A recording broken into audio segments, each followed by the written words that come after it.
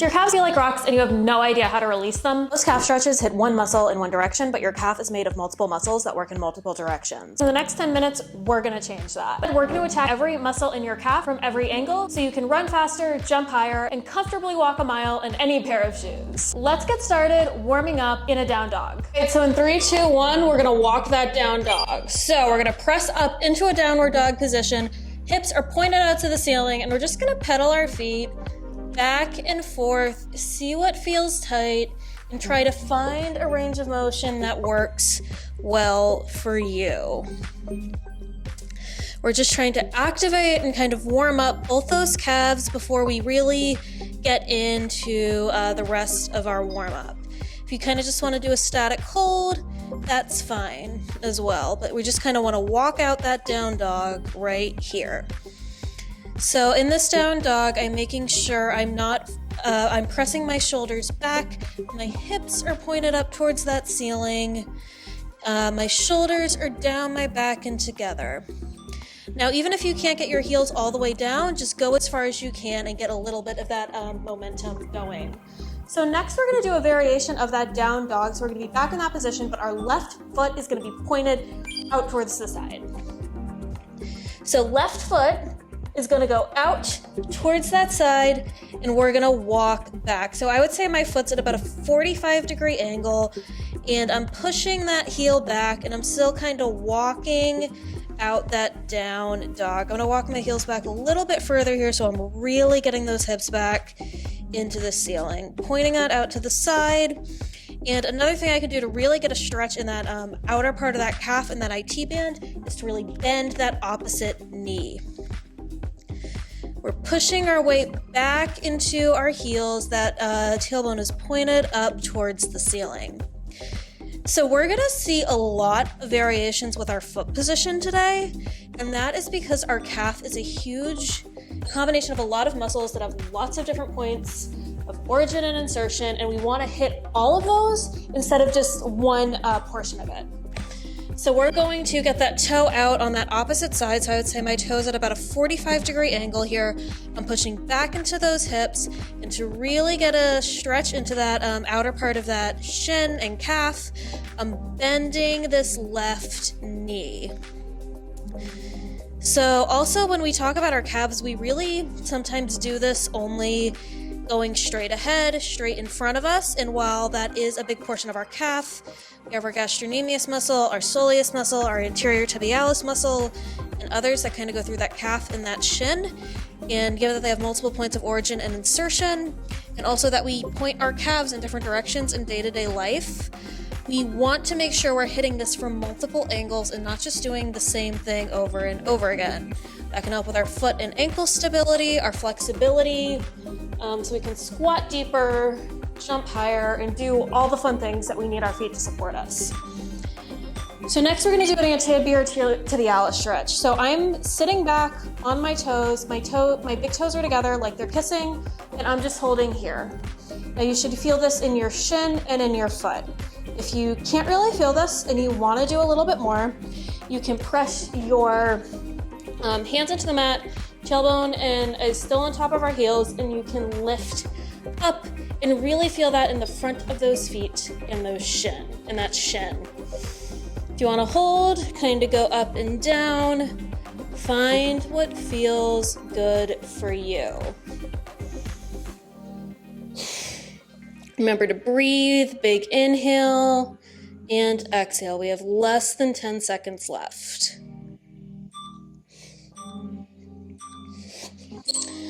All right, next we're going to do some single-sided exercises sitting on our mat.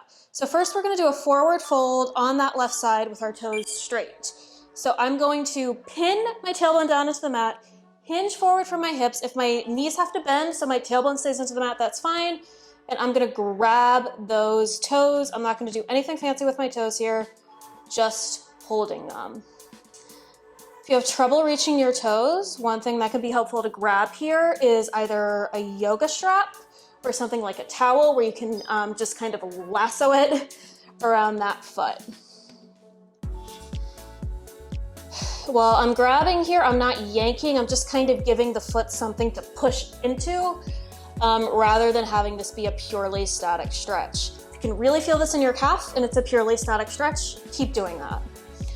My right hand and my right foot are also not doing anything here. We're solely isolating that left calf. All right, next we're still gonna focus on that left calf, but now we're gonna do it with those toes pointed inward. So it's like our left foot has a crush on the right foot and really wants to talk to it, but the right foot's just kind of staying put. So that toe is really pointed in, really trying to get the attention of its crush. And just like we were before, we're either bending that knee to get a little bit more leverage, we're grabbing onto that foot, and we're pointing it towards that right foot. I feel this a little bit more in the outer part of that calf and my IT band. So it's a way to kind of hit both at once and hit that calf muscle that really is on the side of your calf rather in the middle of your calf. They both work together. They're both really important for foot and ankle stability, hip internal rotation, and the tightness you can feel in your feet and calves go all the way up your kinetic chain to your quads and your glutes. So if you wonder why I can't squat deeper, or I can't jump harder, or I can't run as fast as I want to, check what your feet and your calf is doing. So now our toes are gonna be pointed out to the opposite direction, away from our right foot. They got a close-up look of their crush and they're gonna go their own way. So we're pointed out to that side, just like we were in that down dog. My tailbone is pinned to that mat, and all my movement is coming from hinging from those hips, not rotating in my shoulders. This keeps it in our lower body and not our lower body, like our legs, and not our lower back. If you're not feeling this, check if that tailbone is plastered to that mat. If it's not, I'd recommend doubling up your mat or getting something like a pillow to sit on, and check to see where that motion's coming from. It's not coming from like this. It's coming from those hips. My shoulders, my back aren't moving. All right, next we're gonna repeat that sequence on the opposite side. So I'm gonna switch sides so you can see what I'm doing. And next, we're just gonna point that toe up and out in front of us. It's in their single independent para. They're not focusing on that other foot. My left hand isn't doing anything. My tailbone's plastered to that mat, and I'm just grabbing onto that foot for a little bit extra leverage. If I'm struggling to touch those toes, I'm bending this knee. I'm bending the knee, nothing's coming from my lower back. And we're just giving that foot, that strap, that towel, that belt, whatever you have here as leverage, just something to give your foot something to resist upon.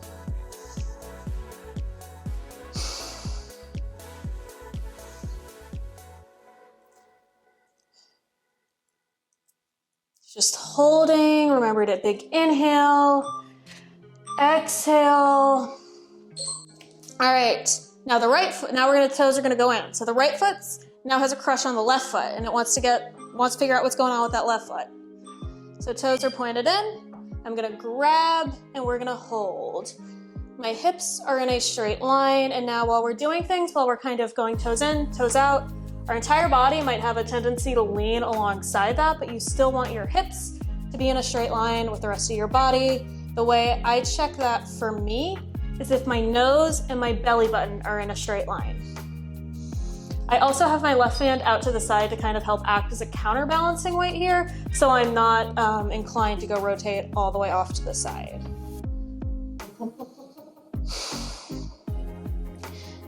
Totally normal for this to feel different on one side versus the other. I really feel this in that outer part of my shin right here versus on my left foot where I felt it a little bit more in my calf. But it's important to try to do the same range of motion on both sides so we're not overcompensating.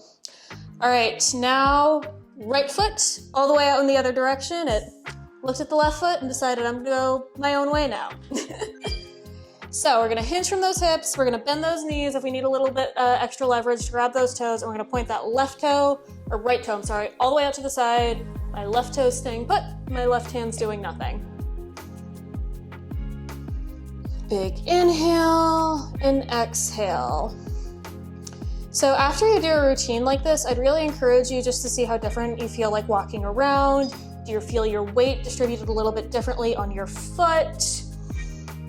And if you're going on to do another workout after this, or like doing like a leg day or a run or something like plyometrics tomorrow, see what your range of motion is like. And I would also say this is an excellent routine to do after any kind of repetitive stress on that foot. So 10-minute only bodyweight calf routine. If you want to go on after this, I'd recommend checking out these videos if you want something a little bit more specialized for your feet and calves. And I'd recommend checking out this video if you want a little bit more of a lower body stretch. If you like this video and you want to see more like it, please remember to like, comment, and subscribe. That's one of the most important things you can do with the algorithm, and it's one of the most important things you can do to help a small channel like this one grow. Thank you so much for your time. Thank you so much for working out with me, and I'll see you next week.